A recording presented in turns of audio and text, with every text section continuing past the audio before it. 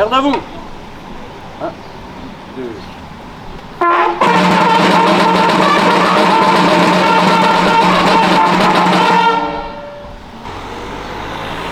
Des pots, des gerbes.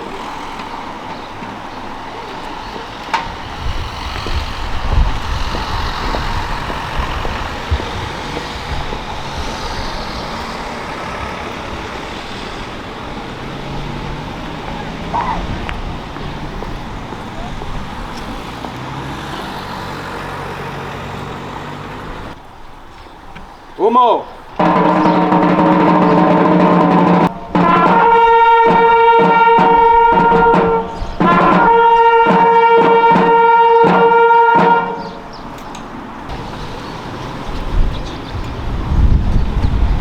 Nous allons vous lire ce matin un extrait du livre Sous le signe du triangle de Mireille Mallet, résistante et déportée. On peut lire aujourd'hui sur la plaque de l'école de Fragnes-la-Loyère, inaugurée le 1er juin 1996. Groupe scolaire Mireille Mallet et Gaston Mallet en hommage au groupe de résistants. Mireille Mallet, née en 1913 à Paris, elle grandit dans une famille d'accueil du Morvan à Saumont. Elle se marie en 1935 à Gaston Mallet et elle est nommée institutrice à Fragnes-la-Loyère en charge des petits jusqu'au CE1. Durant la guerre, elle s'engage dans la résistance auprès de son mari dans le réseau Frédéric puis Carmel où elle aura le grade de lieutenant et continuera l'action après l'arrestation de Gaston, son époux. Arrêtée le 19 juillet 1944, 3 mois après l'arrestation de son mari, elle est déportée au camp Ravensbrück près de Berlin. Elle y restera 9 mois, elle connaîtra le froid, la faim, les frustrations et le travail forcé. Grâce au livre Sous le signe du triangle paru en 1947, elle raconte sa déportation dans un devoir de transmission de mémoire. Puis après, ce sera le silence absolu tout le reste de sa vie. Monsieur Jarreau, compagnon de la Libération et ministre de l'Environnement, lui remettra la médaille d'officier de la Légion d'honneur le 29 juillet 1974. Elle décédera le 9 janvier 1989.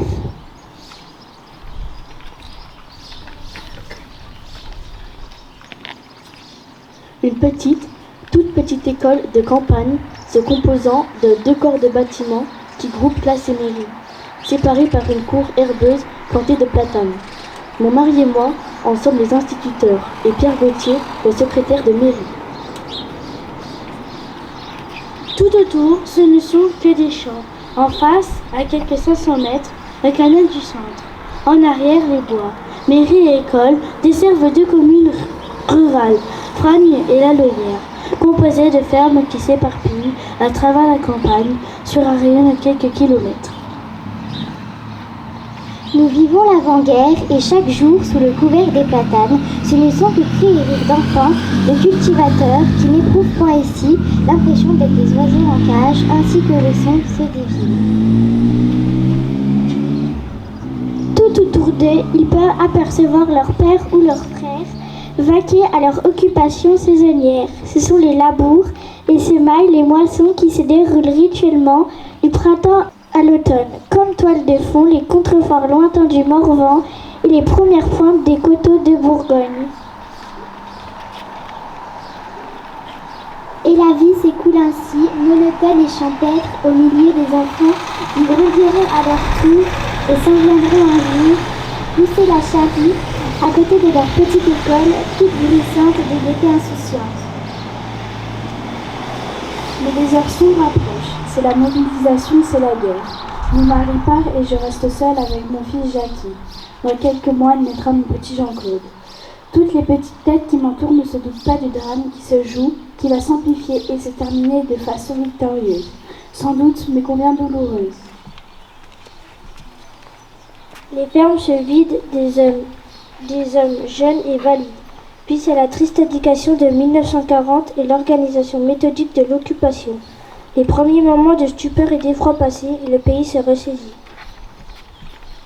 Mon Mon mari, qui est prisonnier, s'évade et c'est avec émotion qu'au cours d'une après-midi ensoleillée, j'aperçois sa silhouette au loin.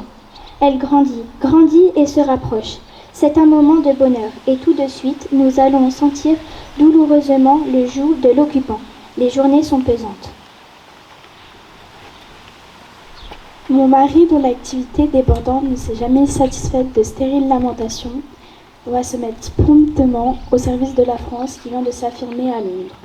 Officier de réserve et prisonnier évadé, il ne pouvait assister impassible à notre déchéance. Il adhère tout de suite au groupe favorisant les évasions de prisonniers et désormais, j'agirai toujours solidaire et anonyme à ses côtés. Il y aura tout d'abord à recueillir des prisonniers évadés, à les héberger, à les vêtir quelquefois.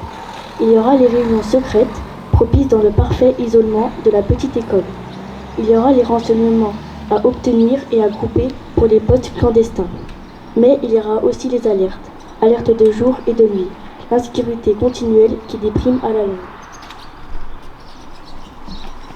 Malgré tout, les plis partent, les levées de plans sont faits par mon mari, je les mets au net et chaque semaine je les porte au réseau. Puis un jour, c'est le drame. Mon mari est emmené par la Gestapo. Pendant les 3 mois qui suivront, je continuerai dans une autre voie à servir la même cause et viendra mon tour de quitter la petite école. La toute petite école qui fut le témoin familier de drames si longs et si douloureux de ma vie.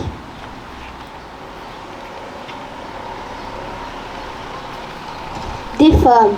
Les femmes étaient debout, figées dans une attente muette et roide, les pieds nus dans la boue de cette aurore étoilée et trop froide. Depuis longtemps déjà, tous ces pauvres êtres attendaient que le chef voulût paraître.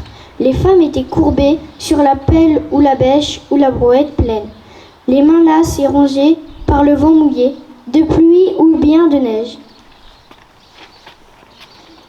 Dès l'appel du matin, jusqu'à la nuit tombée, les femmes travaillaient vaillantes et hachées. Dans une odeur effrayante de misère, elles espéraient tendu la fin de cet enfer. Mireille Mallet.